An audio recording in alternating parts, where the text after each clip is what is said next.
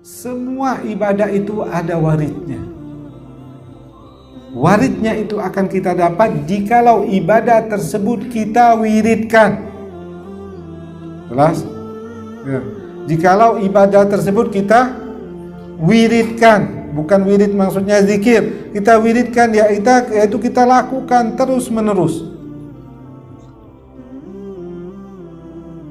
Ya. Atau kita sebut istiqamah. Ini yang dikatakan kalau batu yang besar kita sirami air, andaikan satu derum besar batu kita siramkan sebesar-besarnya, ada bekasnya enggak? Enggak ada. Tapi kalau sedikit aja, satu tetes itu akan merubah. Kalau sesuatu biar sedikit tapi kita istiqamah, itu yang akan ada perubahannya. Daripada kita sholat hari ini sampai 100 rakaat, besok 100 rakaat, habis itu kita tinggalkan, tidak ada bekasnya. Ya. Yang diperlukan rutin. Satu tetes air diteteskan di batu, sekeras apapun batu itu akan hancur. Ya. Tapi kalau kita siram sebesar apapun, dia tetap utuh. Jelas ya ikhwan. Ya. Jadi istiqamah kuncinya. Kalau kita ingin mendapatkan kecintaan di dalam salat, maka istiqamah di dalam salat tersebut. Apa saja perkara yang sunnah kita lakukan di dalam salat tersebut, rutin istiqamah, maka akan Allah bukakan. Seperti yang dikatakan ulama, setiap salat ada qabliyahnya, umumnya ada ba'diyahnya. Ada juga hanya qabliyah tapi tidak ada ba'diyahnya. Hal itu harus kamu jaga karena hal itu mengikat dari salat tersebut. Sehingga dari salat itu, dari hal yang mengikat kepada salat itu akan membukakan kepada kamu kenikmatan salat itu. Jelas ya ikhwan.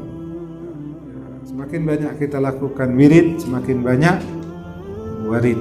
Semakin banyak kebiasaan, kebaikan yang kita lakukan, kita rutinkan, maka makin banyak juga aurat yang akan turun kepada kita. Akan banyak warid yang akan turun kepada kita. Terus. Misalnya seseorang yang menghadiri majelis ilmu, maka ia akan dituruni berbagai warid sebagaimana disebutkan dalam hadis bahwa majelis ilmu itu diliputi oleh malaikat dan dituruni sakinah dan rahmat. Sebutkan. Majelis ilmu akan dinaungi oleh malaikat, rahmat, ketenangan akan itu namanya warid. Tinggal kita istiqamah saja, maka warid ini sudah disiapkan.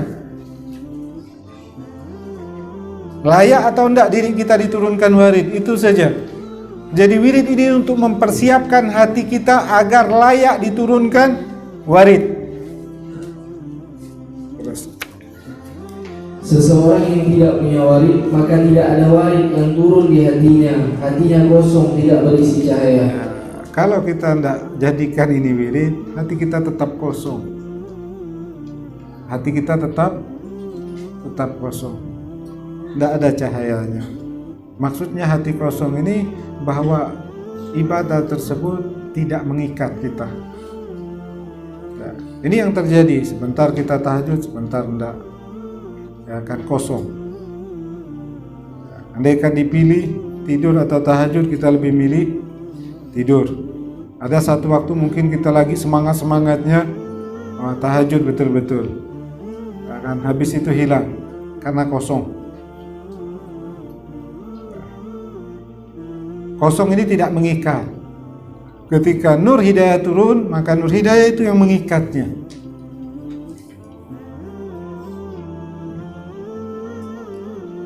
Tidak usah banyak, satu perkara sejak kita rutinkan, jangan sampai tidak ada wirid sama sekali. Ada satu hal yang kita rutinkan, tidak pernah kita tinggalkan dalam keadaan apapun, mungkin itu bisa menjadi cahaya yang besar untuk kita. Daripada belang-belang tidak jelas, ini tidak juga, ini tidak juga, ya kan? Buat satu, mungkin tidak usah yang berat-berat dulu. Ya. Kalau nafsu ini kan sepertinya tinggi dulu, nanti habis itu turun. Nanti saya mau yang ini aja besar, tidak usah yang ringan-ringan saja dulu. Seperti kita baca Quran, satu hari saya mau baca 5 baris saja, 5 ayat saja, udah cukup.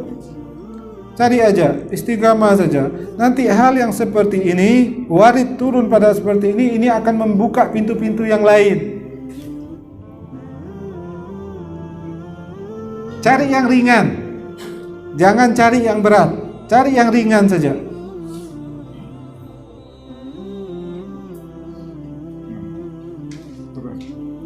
Sebagian orang alim berkata, al-waridatu min haitsul awradu, faman lam yakun lahu wirdun fi zahirihi lam yakun lahu waridun fi sarairihi. Waridat itu sebab wirid, maka yang siapa yang tidak punya wirid pada zahirnya, maka ia tidak punya warid dalam batinnya. Ya, zahirnya tidak ada wirid, maka warid itu pun tidak ada di hatinya.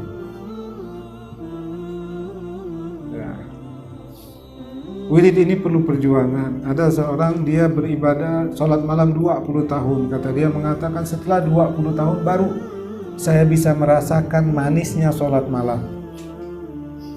20 tahun. Sampai dia mengatakan 20 tahun. Tidak pernah saya tinggal selama 20 tahun. Setelah 20 tahun baru merasakan manis. Kalau udah dapat manisnya, udah tidak ada beban lagi hidup kita. Kita bebas, merdeka sekali. Kita dengan kehidupan kita, kita dengan kenikmatan kita. Ya. Walaupun di sebelah kita orang berfoya-foya, kita di masjid, Allah sudah turunkan warid kepada kita, sedikit pun kita tidak terusik dengan dia. Kita sudah dalam kenikmatan. Sampai seseorang dikatakan, ya Am, inti istirahat setiap malam. Istilahnya senang-senang sedikit, kata dia. Kata dia, inti salah. Kesenangan yang kamu lakukan sama kesenangan yang saya rasakan, wallahi saya lebih senang daripada kamu.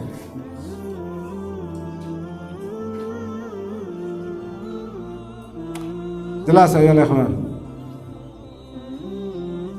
Ya. Dia sholat, dia membaca Quran berjam-jam, jangan kita kira dia tersiksa, enggak. Dia dalam kenikmatan.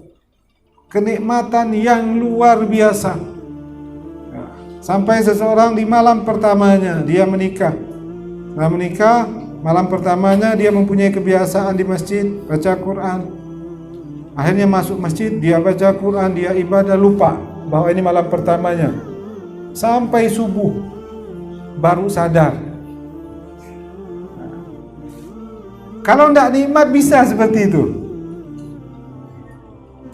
Seperti Rasulullah sampai bengkak.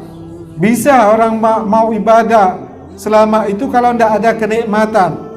Kalau tidak ada kenikmatan, kita tidak akan bisa sholat panjang. Insya Allah imam Allah Akbar baca panjang sikit aja, tidak usah sholat sini, imam panjang. Jangan pindah cari yang lain je. Ya? Karena tidak ada kenikmatan.